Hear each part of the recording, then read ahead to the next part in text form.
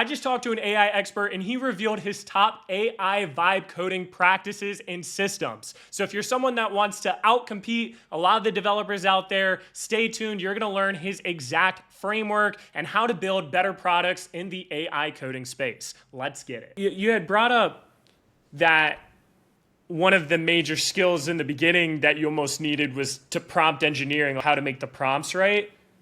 Now, what would you say as someone that is getting into AI, what sort of skills do you find very helpful for them to focus and develop more on? So prompting is still a big thing, but it's more about context management. So I would say if you're going into a project, you basically want to have some key components that like, hey, here's a plan that I have, and I want to basically execute on all these tasks. And the model can iterate through as much, and you can spell this out like in the prompt and stuff. And you can iterate through as much of the techniques as you need to, but these qualifiers need to happen. So basically, have your overarching architecture that you need in like a markdown file, right? And then understand what are your non-negotiables. So like, here's your acceptance criteria, right? Like these things have to pass or else you cannot stop, kind of thing, right? Like, so you can iterate as much as you need to with some different techniques or whatever, but like, here's your acceptance criteria, and I want these things done. And then you can roll into using one of the various tools that's available. You have Codex now with OpenAI, you have Claude Code, you have OpenClaw. All of those can serve this purpose, but as long as you have that, then you can go to any one of those tool stacks and basically already be more well prepared than others. The other thing I would say is plan mode is hyper underutilized by people. I have been using, my friend Christian said the same thing. So I have been using plan mode in Claude. Because that's basically what I'm describing here, right? Like you want to have this plan, and even when you initially plan, don't just one shot a plan, iterate through it. So a favorite technique of mine, whether some people find this beneficial or not, is I will oftentimes find myself starting out with, I already kind of know what new feature I want, right? But I will go into, I think deep research on ChatGPT 5.2 Pro does a really good job with deep research. And so I'll start like there, right? And I'll just say like, hey, here's this new feature I want. But when you produce this plan, you need to, and I usually word this a certain way with the prompts. I won't be able to say it verbatim just for lack of memory, but usually I have it do something like, I don't want high-level pseudocode, vague nonsense, right? I want and use this technique. Tell it you want a minimum 7-page markdown implementation plan with real-world code. Oh, wow. Snippets taken directly from their sources. So that way it'll actually give you code, because otherwise what deep research likes to do in OpenAI is kind of give you like directionally what you want to do in the plan and like some vague references and stuff, and then it'll kind of like make up some pseudocode here and there, like to cut corners, because as I told you, like the longer the model runs, it tries to take the easy way or the shortcut to get to the end of the response for a user. So those are kind of the techniques you want to use. And you can throw stuff out there. You're a senior level architect, level 3, and you take great pride in your work. You can do all that stuff. That's fine.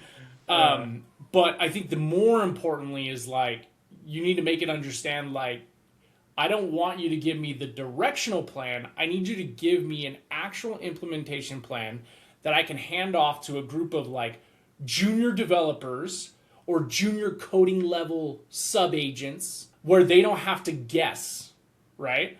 And then that's basically how I'll start. And then that's for if I'm just starting from scratch.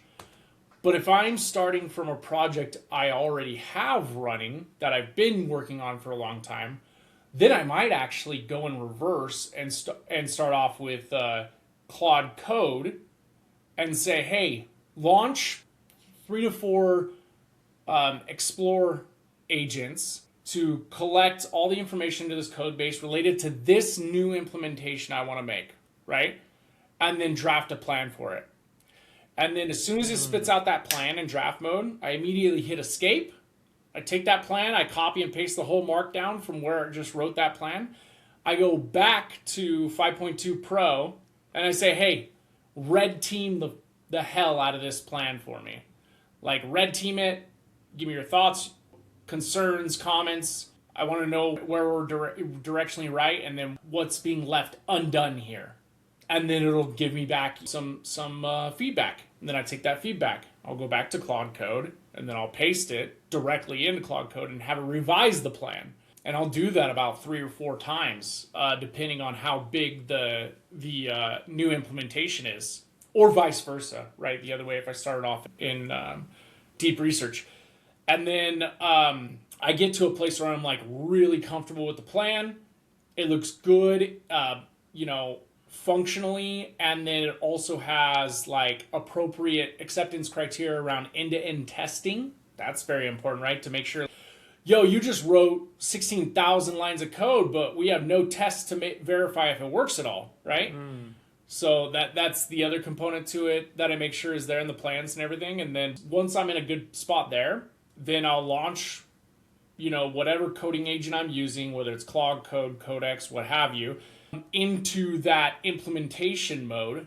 With Claude Code specifically, it's one of my favorites right now, especially with 4.6 and having agent teams, which is super new experimental feature, is I basically have it parse out, break down the implementation plan for agent teams to complete in parallel and work together on. So it's done faster and better, because when you do that, each sub-agent that is getting assigned a task now has that context that is not getting lost by like the overwhelming nonsense that all the agents together would for sure encounter if they're all working on the same exact implementation plan or task, right? The context would be lost. Those tokens would just far be left behind because of all the new context that's coming in as they're coding and writing these files and still trying to remember what their ultimate end goal is.